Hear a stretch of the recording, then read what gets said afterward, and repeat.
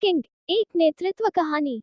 एक बार की बात है, एक विशाल और प्राचीन जंगल में राजा नाम का एक शेर रहता था। राजा कोई ऐसा वैसा सिंह नहीं था, वह अपनी ताकत, बुद्धि और नेक दिल के लिए पूरे पशु साम्राज्य में जाना जाता था। जंगल के जानवर उसका आदर करते थे, उसकी ताकत के कारण नहीं, बल्कि उसके करुणा और सत्यनिष्ठा के तरीके के कारण। वर्षों पहले, जब राजा छोटा था, जंगल का बंटवारा हो गया। जानवर एक दूसरे के भय में रहते थे और अराजकता व्याप्त थी। शक्तिशाली प्राणी जो चाहते थे ले गए, जबकि कमजोर लोग छाया में छिप गए। राजा, हालांकि अभी भी अपना रास्ता ढूंढ रहा था, उसने पहले ही अपने निष्पक्ष निर्णय के लिए कई लोगों का सम्मान अर्जित कर लिया था। लेकिन वह सिर्फ प्रशंसा पाने से संतुष्ट नहीं था, वह जंगल में स्थायी शांति और सद्भाव लाना चाहता था।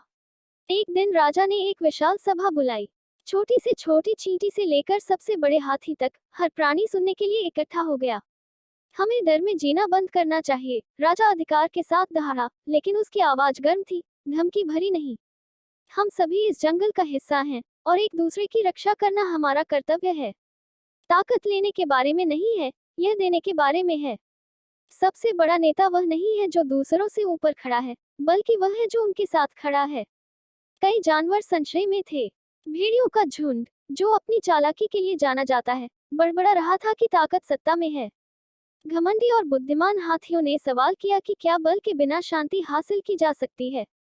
राजा ने बहस नहीं की, इसके बजाय उन्होंने कार्रवाई में अपना विश्वास प्रदर्शित किया। अगले महीनों में राजा ने छोटे, कमजोर जानवरों को बेहतर घर बनाने, उनके बच्चों की रक्षा करने और भोजन खोजने में मदद करना शुरू कर दिया। उन्होंने अपनी ताकत का इस्तेमाल लेने के लिए नहीं, बल्कि बांटने के लिए किया। और जल्द ही अन्य जानवरों ने ध्यान देना शुरू कर दिया। जब बरसात का मौसम आया, तो जंगल में भयंकर तूफान आया। ऐसा कई पीढ़ियों से नहीं देखा गया था। नदियां उफान पर आ गईं, पेड़ गिर गए और जानवर असमंजस में इधर उधर बिखर गए। लेकिन अराजकता के बीच राजा ऊंचे स्थानों पर नहीं भागे, नहीं वह सुरक्षित रूप से छुपे। इसके बजाय उन्होंने इस कार्य का नेतृत्व किया, फंसे हुए लोगों की मदद की, खोए हुए लोगों का मार्गदर्शन किया, और यहाँ तक उन लोगों के साथ अपना आश्रय साझा किया जिनके पास कोई नहीं था। जानवरों ने राजा की निस्वार्थता देखी और कुछ उल्लेखनीय घटित हुआ। पहली बार उन्होंने आकार या ताकत की परवाह किए बिना एक साथ काम करना शुरू किया। भेड़िए न केवल अपने लिए, बल्कि खरगोशों और पक्षियों के लिए भी भोजन का शिकार करते थे। हाथियों ने अपनी ताकत का इस्तेमाल रास्ता साफ करने और आश्रय स्थल बनाने में किया। यहाँ तक चींटियों जैसे सबसे छोटे जीव भी आपूर्ति को स्थानांतरित करने और पुनर्निर्माण में मदद करने के लिए एक साथ आ गए। जब तूफान गुजरा, तो जंगल न सिर्फ बहाल हुआ बल्कि बदल गया। जानवर एक समुदाय बन गए थे, जो भय या बल से नहीं, बल्कि विश्वास और सहयोग से एकजुट हुए थे। राजा उनके सामने खड़ा था, थका हुआ लेकिन गर्वित।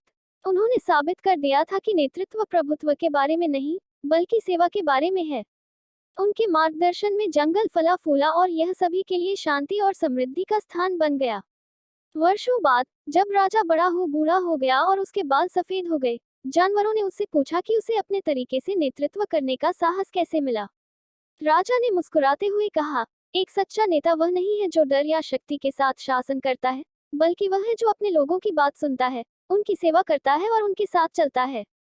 नेतृत्व पहनने के लिए कोई ताज नहीं है, बल्कि दूसरों के उत्थान की जिम्मेदारी है।